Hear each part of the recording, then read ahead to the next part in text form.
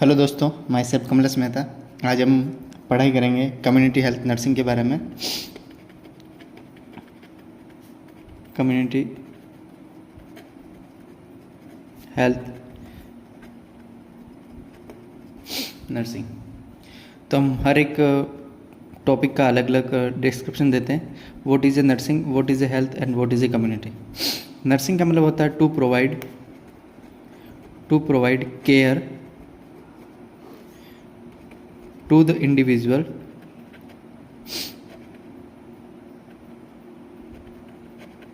who are unable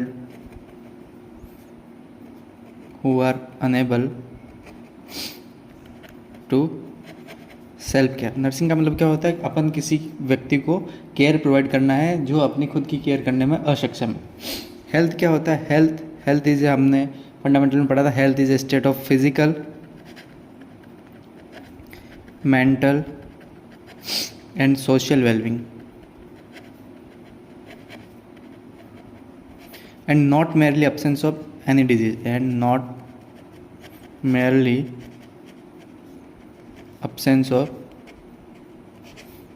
disease तो health क्या हो गया? किसी भी व्यक्ति की फिजिकल, मेंटल, सोशल वेलबींग होना और किसी भी तरह की डिजीज़ नहीं होना क्या कहलाता है? हेल्थ कहता है। कम्युनिटी क्या होती है? Community is a fix geographical area जहाँ पे जो पीपुल रहते हैं वो शेयर करते हैं कुछ अपने कॉमन इंटरेस्ट शेयर करते हैं। लोगों के बीच में इंटरडिपेंडेंस होता है। उनके कुछ कॉमन बिलीफ होते हैं, और कॉमन वैल्यू होते हैं। ये होती है कम्युनिटी हेल्थ। नर्सिंग क्या होती है? सबसे पहले हमने नर्सिंग के बारे में पढ़ा। नर्सिंग क्या है? नर्सिंग का मतलब होता है प्रोवाइड करना केयर, उस पेशेंट को केयर प्रोवाइड करना जो सेल्फ केयर डेफिशिएंट है। सेल्फ केयर क्या है? डेफिशिएंट पीपल, उसको केयर प्रोवाइड करना। Health is a state of physical, mental and social wellbeing.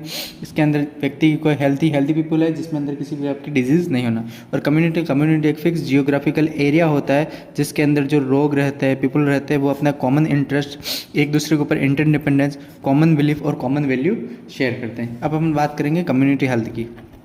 What is a community health?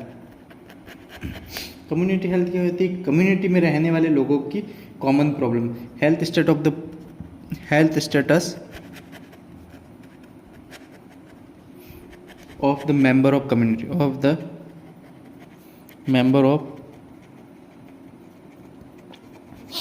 Community health क्या होती है? हेल्थ स्टेटस होता है जो भी कम्युनिटी के अंदर लोग रह रहे हैं उनका हेल्थ स्टेटस कम्युनिटी हेल्थ कहलाता है। और कम्युनिटी हेल्थ नर्सिंग में क्या करते हैं अपन? इन लोगों की प्रॉब्लम को आइडेंटिफाई करना और इन प्रॉब्लम के बेस पे उनको कॉम्प्रिहेंसिव या होलिस्टिक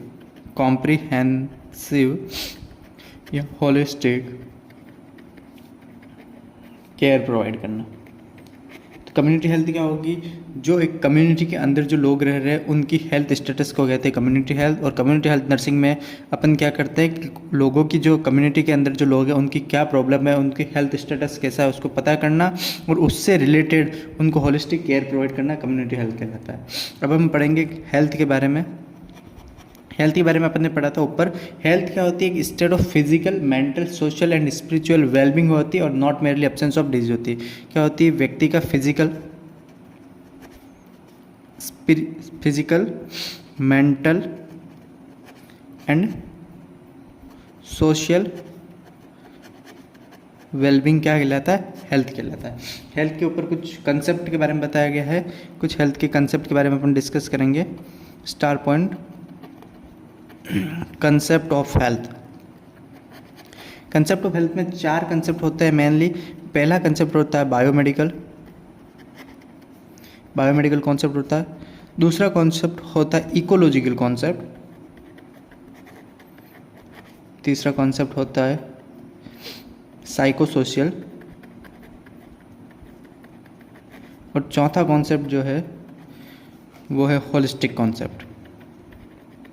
तो हेल्थ कितने कॉन्सेप्ट के ऊपर कार्य करती है? 4 कॉन्सेप्ट। पहला हो गया बायोमेडिकल कॉन्सेप्ट, दूसरा हो गया इकोलॉजिकल कॉन्सेप्ट, तीसरा हो गया साइकोसोशल कॉन्सेप्ट और चौथा हो गया होलिस्टिक कॉन्सेप्ट। हम अब एक एक कॉन्सेप्ट के बारे में बात करेंगे। सबसे पहले बात करेंगे बायोमेडिकल कॉन्सेप्ट के बारे में। बायोमेडिकल कॉन्सेप्ट, बायोमेडिकल कॉन्सेप्ट में ये बताता है कि व्यक्ति की फिजिकल स्ट्रक्चर, एनाटॉमिकल और उसका फिजियोलॉजिकल स्ट्रक्चर कैसा है, उसका एनाटॉमिकल एंड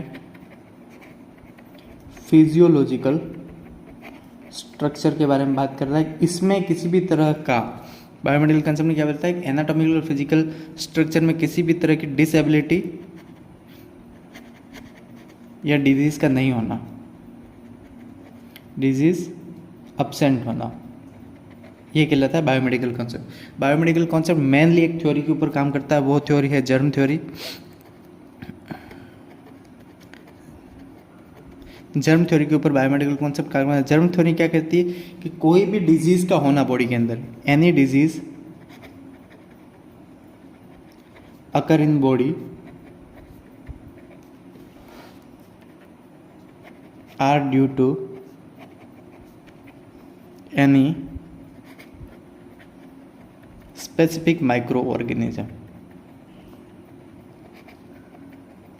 बॉडी के अंदर किसी भी डिजीज का होना, एनी डिजीज अकर इन और body are due to specific micro. Germ theory क्या कहती है, अपने शरीर के अंदर कोई भी बीमारी आएगी वो स्पेसिफिक किसी भी पर्टिकुलर माइक्रो ऑर्गेनिज्म से रिलेटेड होगी।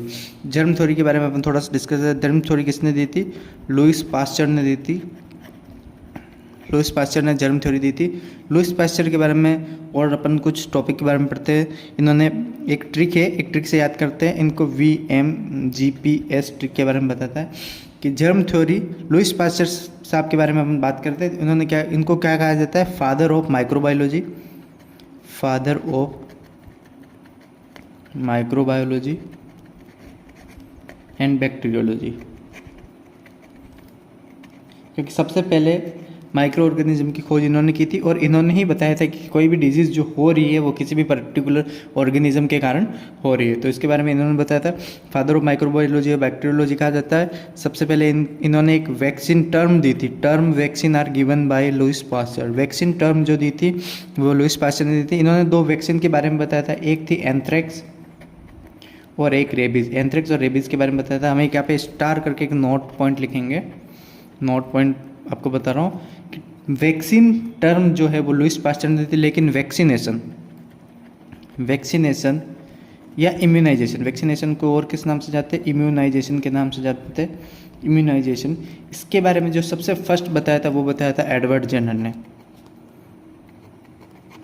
एडवर्ड जेनर ने बताया था, इसलिए एडवर्ड जेनर को वैक्सीन, फादर ऑफ वैक्सीनेशन या इम्यूनाइजेशन करते हैं। एडवर्ड जेनर ने सबसे फर्स्ट वैक्सीन अपनी कौन सी थी? स्मॉल पॉक्स की वैक्सीन थी, जो सबसे पहले एडवर्ड जेनर ने थी 1796 से 1798 के बीच में इस वैक्सीन के बारे में डिस्कवर किया था एडवर्ड जेनर ने, इसलिए इसको एडवर्ड जेनर को फादर ऑफ वैक्सीनेशन या इम्यूनाइजेशन कहते हैं। लुईस पास्चर के बारे में अपन बात करें, इनको फादर ऑफ माइक्रोबायोलॉजी या बैक्टीरियोलॉजी कहा जाता है। इन्होंने टर्म वैक्सीन दी थी। एक इनके बारे में जी का मतलब होता है जर्म थ्योरी के बारे में भी लुईस पास्चर ने बनाया था। इन्होंने दो टेक्निक के बारे में बात की थी। एक टेक्निक है पास्चुराइजेशन टेक्निक और स्टरलाइजेशन टेक्निक, इसको अपन आगे पढ़ेंगे। इनके बारे में लुईस पास्चर साहब ने बताया था। पास्चुराइजेशन टेक्निक और स्टरलाइजेशन टेक्निक के बारे में भी बताया था इन्होंने। तो यहाँ तक अपन ने पढ़ लिया था बायोमेडिकल कंसेप्ट। अब अपन सेकंड कंसेप्ट के बारे में पढ़ेंगे। सेकंड कंसेप्ट है बायोमेडिकल, बाद में अपन ने सेकंड कंसेप्ट लिखा था इकोलॉजिकल। इकोलॉजिकल कॉन्सेप्ट क्या कहता है कि व्यक्ति का इन्वायरमेंट के साथ क्या रिलेशन है, ह्यूमन बीइंग का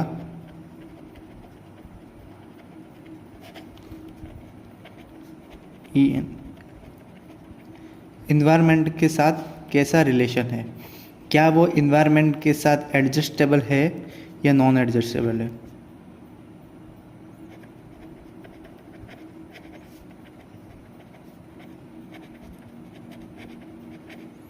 यदि व्यक्ति एनवायरनमेंट के साथ एडजस्ट कर लेगा, यानी कि वो इक्विलिब्रियम मेंटेन कर लेगा, तो वो पर्सन क्या हो जाएगा? हेल्दी हो जाएगा। और वो एनवायरनमेंट के साथ यदि नॉन एडजस्टेबल है, वो उसका इक्विलिब्रियम मेंटेन नहीं हुआ, तो वो क्या कहलाएगा? अनहेल्दी पर्सन कहलाएगा। और अनहेल्दी पर्सन का मतलब उसमें क्या हो गया है, कोई डिजीज़ हो गई। तो ये इकोलॉजी कंसेप्ट करता है। इकोलॉजी कंसेप्ट करता है ह्यूमन बींग्स का एनवायरनमेंट के साथ क्या रिलेशन है, वो इकोलॉजी कंसेप्ट बनाता है। इकोलॉजी कंसेप्ट में यदि पर्सन एडजस्टेबल हो गया एनवायरनमेंट के साथ एडजस्टेबल हो गया तो वो पर्सन हेल्दी होगा, और एडजस्टमेंट नहीं हुआ तो वो पर्सन क्या होगा, अनहेल्दी होगा, वो डिजीज़ कोज करेगा। थर्ड कंसेप्ट के बारे में बात करते हैं, साइको सोशल। साइको सोशल के बारे में बताता है कि ह्यूमन बींग्स का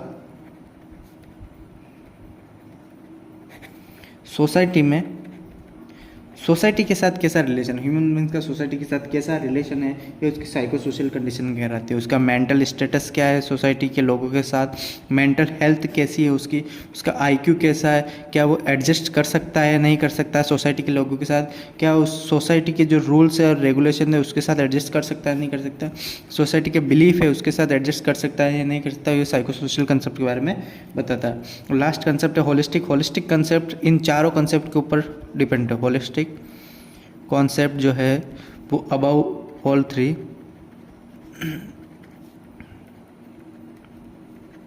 ऊपर के तीनों कंसेप्ट के ऊपर आधारित है। होलिस्टिक कंसेप्ट जिसमें फर्स्ट अपने पढ़ा था बायोमेडिकल, सेकंड इकोलॉजिकल और थर्ड साइकोसोशल, तीनों का मिक्स कॉम्बिनेशन होता है होलिस्टिक कॉन्सेप्ट के बारे में। अब अपन पढ़ेंगे डायमेंशन ऑफ हेल्थ। अलग टॉपिक है डायमेंशन ऑफ हेल्थ।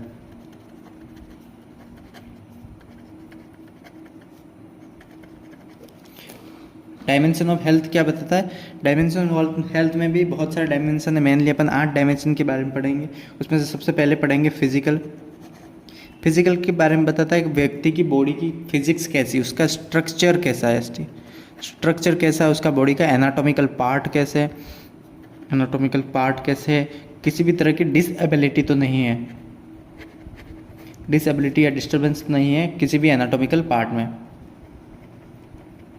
ये उसका फिजिकल स्ट्रक्चर बताता है। सेकंड बात करेंगे फिजिकल के बाद मेंटल बात करेंगे।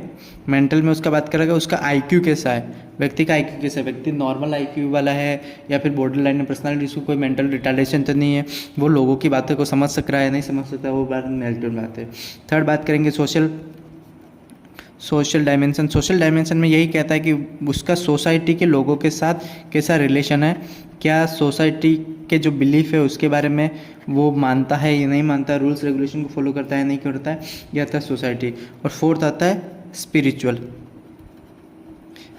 के बारे में, वो नेचुरल जो बिलीफ है, नेचुरल बिलीफ के बारे में मानता नहीं मानता है, वो रेस्पेक्ट करता है दूसरों की या नहीं करता, respect to the feeling of others are considered spiritual dimension. Fifth होता है वोकेशनल का मतलब होता है कि वो अपनी नॉलेज या कंसेप्ट के आधार पर कितना अर्न कर सकता है, कितना पैसा अर्न कर सकता है, उसकी लिविंग ऑफ लाइफ क्या है, लिविंग ऑफ लाइफ वो जिस तरह से रह रहा है वो किस तरह की कंडीशन है क्या है, उसके बारे में बताता है वोकेशनल का। उसके बाद होता है एजुकेशनल के बारे में, मतलब उसकी एजुकेशन कितनी है, उसको कितना नॉलेज है चीज़ों के बारे में क्या है क्या नहीं, उसके बारे में एजुकेशनल डायमेंशन बारे में बताएगा। फिफ्थ है इकोनॉमिकल डायमेंशन में ये बताता है कि उसका इकोनॉमिक्स कैसा है, क्या वो उतने अर्न होल्ड कर पा रहा है नहीं कर पा रहा है, लिविंग ऑफ लाइफ उसकी कैसी है, क्या वो कैपेबल है या नहीं है काम करने में, इसके बारे में इकोनॉमिकल कंसेप्ट बताता है। और लास्ट है और एनवायरनमेंट के साथ उसका कैसा रिलेशनशिप है, एनवायरनमेंट के साथ वो एडजस्टेबल हो रहा है नहीं हो रहा है, एनवायरनमेंट जब एनवायरनमेंट चेंज होता है उसकी इम्यूनिटी क्या उस तरह की रिस्पॉन्ड कर पाती है नहीं उसके बारे में होता है एनवायरमेंटल में। तो 8 डायमेंशन होता है, एक physical, mental, social, spiritual, vocational, educational, economical और एनवायरनमेंट के बारे में। अब बात करेंगे यदि इसमें से व्यक्ति के किसी भी चीज़ में कुछ भी डेविएशन हो जाए, क्या हो गया, डेविएशन हो जाना in normal health,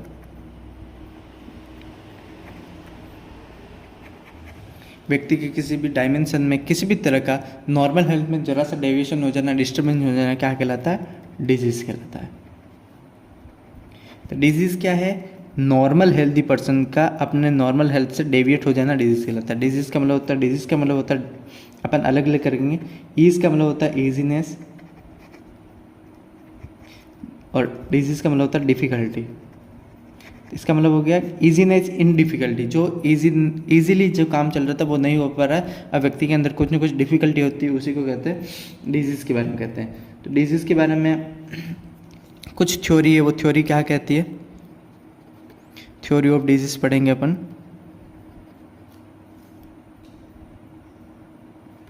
theory of disease क्या कहती है कि डिजीज़ हो रही है तो डिजीज़ किसके कारण हो रही है। उसके कारण सबसे पहले थ्योरी आई थी जर्म थ्योरी, जिसके बारे में अभी अपन आगे डिस्कस कर दिया है। जर्म थ्योरी किसने दी थी? लुईस पास्चर साहब ने दी थी। लुईस पास्चर साहब ने जर्म थ्योरी दी थी। जर्म थ्योरी एक एंसेंट थ्योरी है।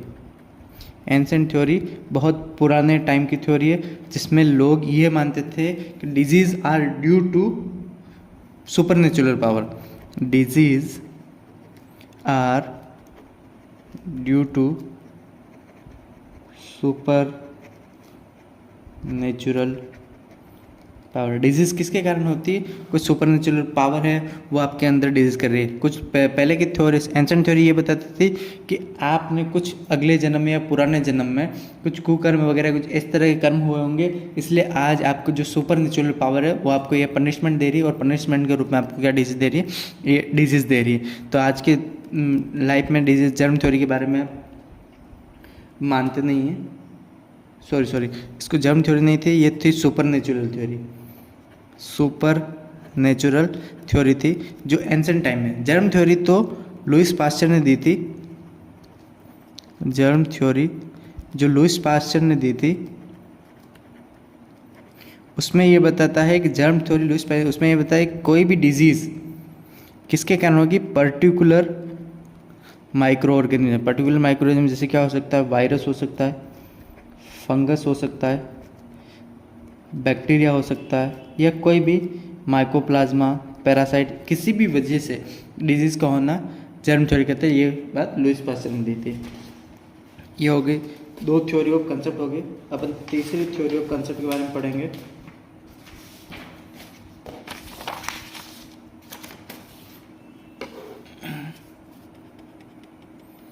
तीसरी थ्योरी है epidemiological triad. Epidemiological triad. Triad का मतलब वैसे ही होता है तीन चीज़ें। ट्रायड का मतलब होता है तीन चीज़ें। एपिडेमियोलॉजिकल ट्रायड में क्या है? तीन चीज़ें दिखाई। तीन चीज़ें कौन सी होती है? एक होता है एजेंट, एक हो गया होस्ट, और एक हो गया एनवायरनमेंट। एजेंट, होस्ट और एनवायरनमेंट। एजेंट, होस्ट और एनवायरनमेंट आपस में कोऑपरेशन और इंटरडिपेंडेंस क्या होना चाहिए आपस में?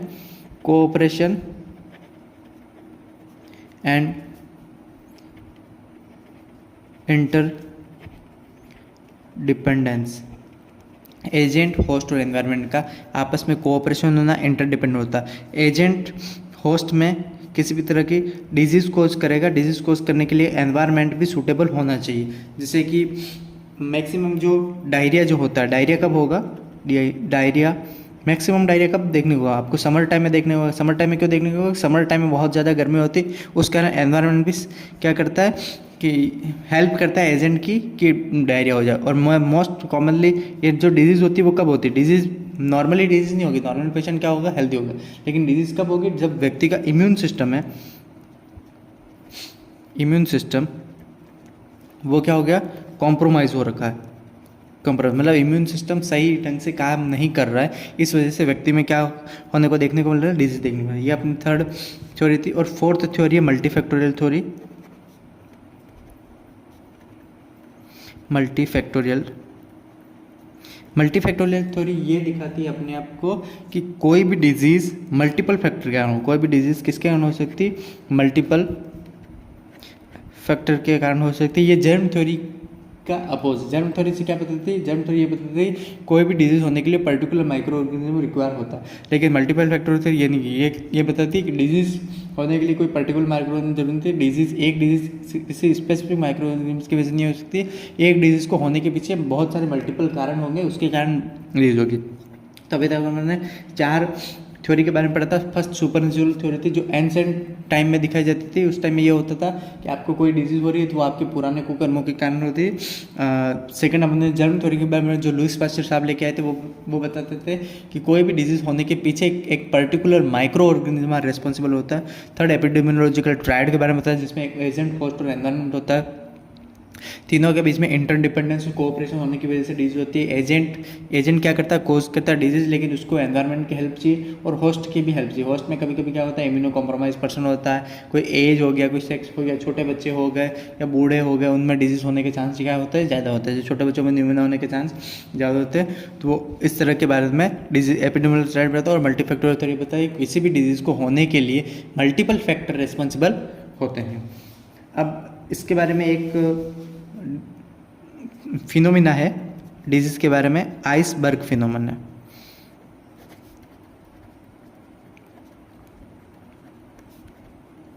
आइसबर्ग फिनोमिना ऐसे है, आइसबर्ग फिनोमिना का मतलब ये होता है कि डिजीज़ जो हो रही है वो डिजीज़ अपन को क्या वो दिख रही है, क्या वो नहीं दिख रही है। जैसे अपन किसी समुद्र में जाते हैं तो उसमें कुछ टापू में अपन ने ये देखा होगा, बर्फ़ देखी होगी। तो बहुत सारी बर्फ़ जो होती है वो एक सबमर्ज पार्ट में होती है, समुद्र के अंदर होती है, और कुछ उसका पार्ट ऊपर होता है। उसी तरह डिजीज़ होती है जिसमें कुछ साइन सिम्टम आपको दिखाई देते हैं लेकिन कुछ साइन सिम्टम आपको नहीं दिखाई देते। तो उसके बारे में आइसबर्ग फिनोमेना बहुत अच्छी तरह से बताया गया है। आइसबर्ग फिनोमेना क्या बताया गया है, जैसे आप एक कप ऑफ ग्लास लेंगे और उसमें आप बर्फ़ को डुबाएंगे तो बर्फ़ कुछ इस तरह से देखने को मिलेगा। कुछ पोर्शन देखने को मिलेगा जो होगा विजिबल, कुछ पोर्शन देखने को मिलेगा जो होगा हिडन। हिडन पोर्शन को लेटेंट पोर्शन के नाम से भी जानते हैं। और एक लाइन होगी जो उसको क्रॉस करेगी, उसको कहेंगे line of demarcation. Line of demarcation. Visible part ऐसा होगा जो क्या होगा, विजिबल पार्ट में केस होगा, विजिबल में केस होगा, आपको पर्टिकुलर डिजीज का केस आपको पता होगा। हिडन पार्ट में क्या होगा, कैरियर। कैरियर में क्या होता है कि आपको डिजीज़ के बारे में पता नहीं है, सिर्फ डिजीज़ हो रही है लेकिन आपको पता नहीं है। यहाँ पे विजिबल हो रहा है तो व्यक्ति को सिम्टम शो होंगे, सिम्टोमेटिक होगा, सिम्टोमेटिक होगा। यहाँ पे आपको पता नहीं है डिजीज़ है या नहीं है तो ये एसिम्टोमेटिक फेज होगा, एसिम्टोमेटिक फेज होगा। वो सिम्टोमेटिक फेज है, ये एसिम्टोमेटिक फेज है। सिम्टोमेटिक फेज के लिए लोग क्या करेंगे, ट्रीटमेंट करेंगे। तो ट्रीटमेंट के लिए यहाँ पे कौन इन्वॉल्व हो जाएगा, फिजिशियन इन्वॉल्व हो जाएंगे। और एसिम्टोमेटिक केस है, यहाँ पे जो काम करते हैं वो कौन कहाँ, एपिडेमियोलॉजिस्ट। एपिडेमियोलॉजिस्ट क्या करते हैं, यहाँ पे काम करते हैं to find out the disease. Epidemiologist का काम करते हैं जो सबमर्ज पार्ट्स है, हिडन पार्ट है, हिडन पार्ट या इसको कहते हैं सबमर्ज, सबमर्ज पार्ट है। यहाँ पे एपिडेमियोलॉजिस्ट काम करते हैं कि कोई जो डिजीज हिडन डिजीज है उसको खोजने का काम करते हैं। यहाँ पे विजिबल केस, सिम्टोमेटिक केस होंगे। यहाँ पे या तो व्यक्ति हेल्दी होगा या उसकी डेथ हुई होगी। यहाँ पे व्यक्ति हेल्दी या अनहेल्दी दोनों हो सकता है, हेल्दी या अनहेल्दी होता है। यहाँ पे जो केस होंगे, यहाँ पे डायग्नोस केस होंगे, यहाँ पे जो होंगे वो अनडायग्नोस होंगे। और लाइन ऑफ डिमार्केशन क्या होगा, अंडर डायग्नोसिस चलेंगे, अंडर डायग्नोसिस चलेंगे। यहाँ पे साइन सिम्टम आपको प्रॉपर देखने को मिलेंगे, यहाँ पे साइन सिम्टम अब्सेंट रहेंगे या नॉट प्रॉपर देखने को मिलेंगे, नॉट प्रॉपर, या जो पर्टिकुलर साइन सिम्टम है वो यहाँ पे नहीं देंगे। यहाँ पे जो साइन सिम्टम है वो पर्टिकुलर साइन सिम्टम आपको देखने को मिलेंगे। जो विजिबल पार्ट है वो सबसे बेस्ट कौन सी डिजीज है जो iceberg phenomena visible part show करता है, वो होता है प्रोटीन एनर्जी माल न्यूट्रिशन। प्रोटीन एनर्जी माल न्यूट्रिशन में सबसे ज़्यादा पीक पर होगा वो ये होगा, क्योंकि उसमें इजीली आप फाउंड आउट कर सकते हो कि व्यक्ति को किस प्रोटीन एनर्जी माल न्यूट्रिशन है या नहीं है, प्रोटीन माल न्यूट्रिशन सब। और कुछ डिजीज होती है आइसबर्ग फिनोमेना के बारे में अपन ये, कुछ डिजीज जो होती है वो आइसबर्ग फिनोमेना नॉट शो नहीं कर देती। उसमें आती एक आपका टिटनेस आ गया, एक टिटनेस आ गया, रेबीज आ गया, मम्स हो गया, मिजल्स शो करता है, रेबीज, टिटनेस और रेबीज, टिटनेस और मम्स, ये जो होते हैं ये डिजीज शो नहीं करती। रेबीज हो गया, टिटनेस हो गया, मम्स हो गया और चिकन पॉक्स, ये जो होता है आइसबर्ग फिनोमेना शो नहीं करता। मैक्सिमम आइसबर्ग फिनोमेना शो करेगा, maximum iceberg phenomena shown by polio, then rubella. उसके बाद जापानीज एनसेफेलाइटिस भी शो करता है, हेपेटाइटिस ए और बी भी शो करता है, कोलेरा भी शो करता है। मैक्सिमम क्वेश्चन ये है कौन सी डिजीज आइसबर्ग फिनोमेना शो करती, कौन सी शो नहीं करती। रेबिस शो नहीं करता, मम्प्स शो नहीं करता, चिकन पॉक्स शो नहीं करता, और टिटनस जो होता है वो शो नहीं करता। और कौन शो करता है, मैक्सिमम शो करता है rubella, sorry polio, then rubella, जापानी encephalitis, hepatitis A and B और कोलेरा शो करता है। अब आइसबर्ग फिनोमेना, अब अपन पढ़ेंगे डिजीज साइकिल के बारे में, डिजीज होती कैसे।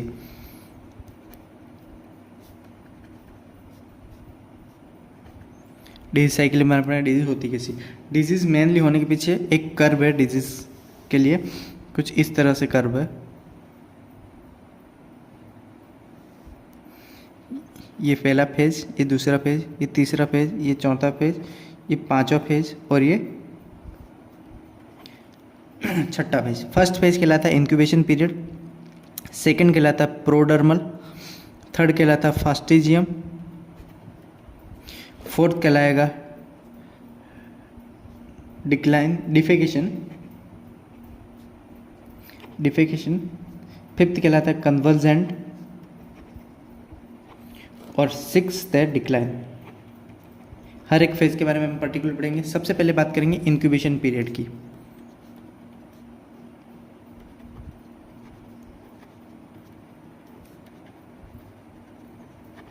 इंक्यूबेशन पीरियड क्या होता है कि किसी भी माइक्रो ऑर्गेनिज्म का अपनी बॉडी के अंदर आना और फर्स्ट साइन सिम्टम अपीयर करना इंक्यूबेशन में। Incubation, what is incubation? Any micro organism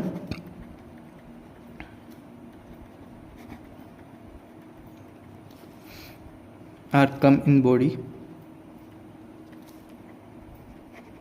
and show first sign and symptom.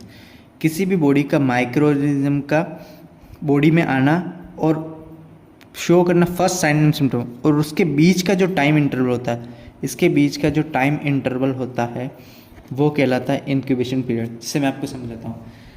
यदि आप कुछ बाहर कभी खाना खाने गए, आपने खाना खाया रात को 8 बजे के आसपास, 8 PM के आसपास में बाहर आपने डिनर किया। उस डिनर में एक माइक्रो ऑर्गेनिज्म था हेपेटाइटिस ए का। क्या था? हेपेटाइटिस ए का माइक्रो ऑर्गेनिज्म था। आपने खाना खा लिया, हेपेटाइटिस ए का माइक्रो ऑर्गेनिज्म क्या हुआ? 8 बजे खाना खाया, आपको अगले दिन शाम को 4 PM पे आपको क्या देखने को मिला? साइन सिम्टम देखने को मिला। आपको एनोरेक्सिया हो गया, नोजिया टाइप लग रहा है और थोड़ी बॉडी में वीकनेस लग रही है। तो 8 PM से लेके नेक्स्ट डे 4 PM तक के बीच का जो टाइम इंटरवल है, ये जो टाइम इंटरवल है यही कहलाएगा इंक्यूबेशन पीरियड। इंक्यूबेशन पीरियड क्या होता है? एंट्री ऑफ माइक्रो ऑर्गेनिज्म का एंट्री करने से लेके, क्या है, any micro are come in body, मतलब कम इन बॉडी का मतलब हो गया एंट्री। माइक्रो ऑर्गेनिज्म का बॉडी में एंट्री से लेके फर्स्ट साइन सिम्टम शो करने तक का पीरियड क्या कहलाता है? इंक्यूबेशन पीरियड कहलाता है। सेकेंड बात करेंगे अपन प्रोडर्मल फेज की।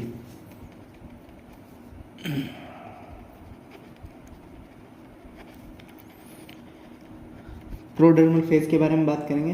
प्रोडर्मल फेज के बारे में क्या होगा? यहाँ पे जो माइक्रो ऑर्गेनिज्म बॉडी में एंट्री किया, माइक्रो ऑर्गेनिज्म बॉडी में इंटर किया है, वो क्या करेगा? रेप्लिकेट होना चालू होगा, रेप्लिकेशन स्टार्ट करेगा। लेकिन नॉर्मल रेप्लिकेशन स्टार्ट होगा, बहुत ज़्यादा फास्ट रेप्लिकेशन नहीं होगा, नॉर्मल सा रेप्लिकेशन होगा। यहाँ पे व्यक्ति को, जो ह्यूमन बींग्स है जिसको अफेक्ट हुआ है, ह्यूमन बींग्स को क्या देखने को मिलेगा? थोड़े वीकनेस देखने को मिलेगी और फटीग देखने को मिलेगा। यहाँ पे डायग्नोसिस इजीली नॉट पॉसिबल होगा। यहाँ पे डायग्नोसिस करना पॉसिबल नहीं है, क्योंकि व्यक्ति को नॉर्मल साइन सिम्टम आएंगे आपको, जैसे फीवर हो गया, एनोरेक्सिया हो गया, नोजिया वोमिटिंग हो गया, या फिर वीकनेस हो गया, फटीग हो गया, ये सब चीज़ें देखने को मिलेगी। लेकिन कोई स्पेसिफिक साइन सिम्टम नहीं देखने को मिलेगा, इसलिए डायग्नोसिस पॉसिबल। ओनली एक सिंगल मेडिकेशन है, नॉट स्टार बना के लिखना, ओनली सिंगल डिजीज,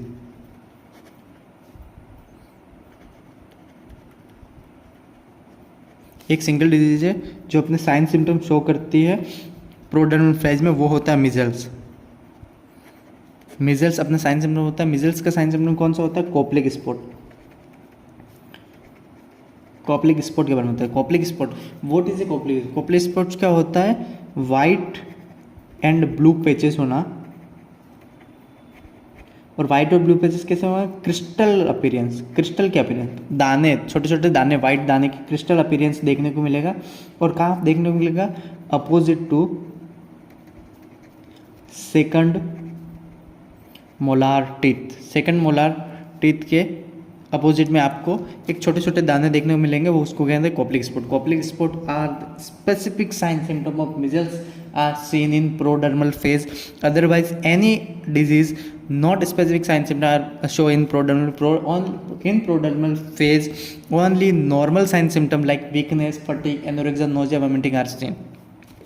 थर्ड आएगी डिजीज आएगी, वो आएगी फास्टिजियम।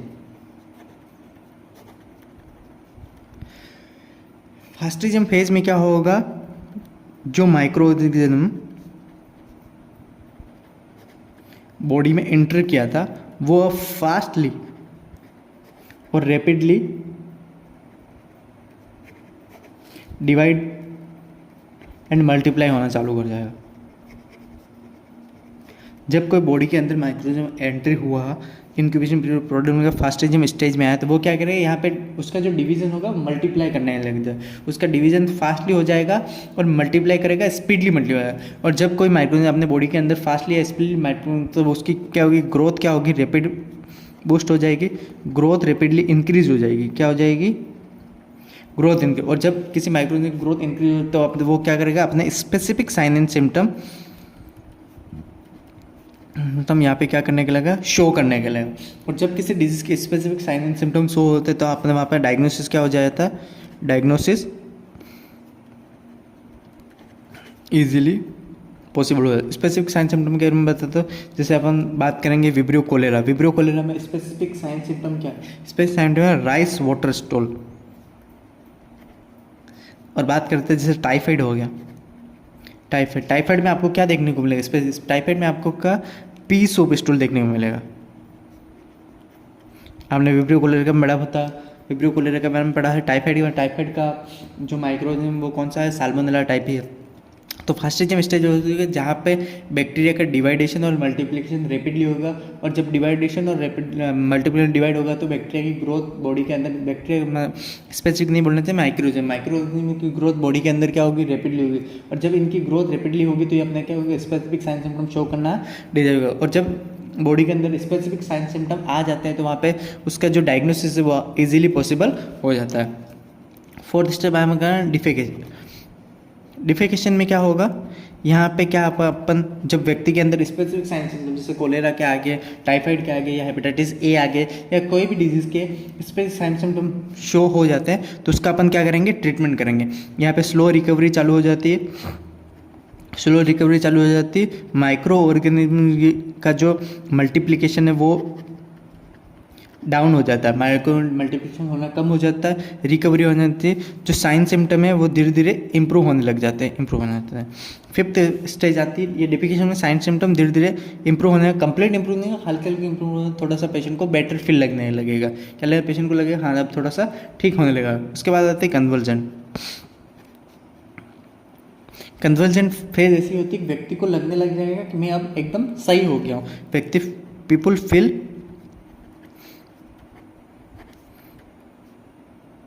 I am free from disease.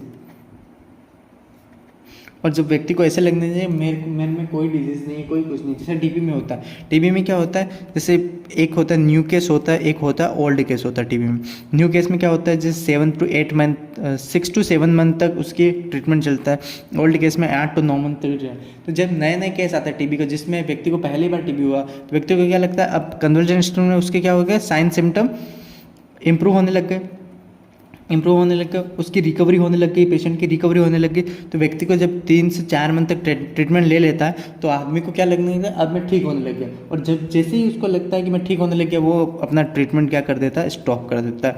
और जैसे ही ट्रीटमेंट स्टॉप करेगा उसका व्यक्ति का जो डिजीज़ का जो साइकिल को अपन इनहिबिट करने के लिए जो प्रॉपर ट्रीटमेंट है वो प्रॉपर ट्रीटमेंट नहीं लेगा, व्यक्ति में कन्वर्जन फेज आ जाएगा, उसको डिजीज़ फिर से रिपेयर होने के चांस बढ़ जाएंगे, डिजीज़ का क्या हो जाएगा, रिपेयर हो जाएगा।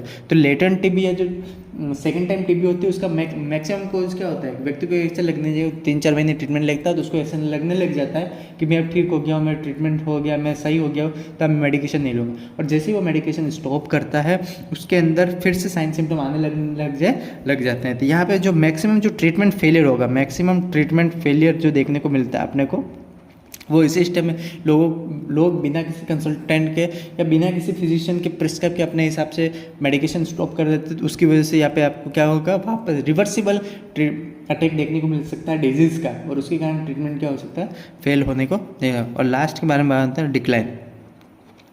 डिक्लाइन का मतलब होता है यदि व्यक्ति ने यहाँ पे अपना ट्रीटमेंट सही ढंग से ले लिया, पूरा ट्रीटमेंट, जैसे फर्स्ट केस में न्यू पेशेंट आया, 6-7 महीने तक ट्रीटमेंट लिखा गया था, मेडिकेशन उसने 6-7 महीने तक कंप्लीट ट्रीटमेंट ले लिया, वापस उसके बाद उसका जो टेस्ट का जैसे स्पुटम माइक्रोस्कोपी करा दिया उसने, ट्यूब मॉन्टेक्स टेस्ट वगैरह करा लिया, सीबीनेट टेस्ट करा दिया, उसमें यदि व्यक्ति क्या हो जाएगा, फिर नेगेटिव मतलब होता है नेगेटिव हो जाना, मतलब किसी भी डिजीज़ से वो क्या हो गया, नेगेटिव हो गया, डिजीज़ से क्या हो गया, नेगेटिव, मतलब आप उसमें अंदर कोई भी टाइप का माइक्रो ऑर्गेनिज्म क्या हो गया, एब्सेंट हो गया, अब उसके डिजीज़ नहीं है, वो व्यक्ति फ्री फ्रॉम डिजीज़ हो गया, क्या हो गया, फ्री फ्रॉम डिजीज़ हो गया।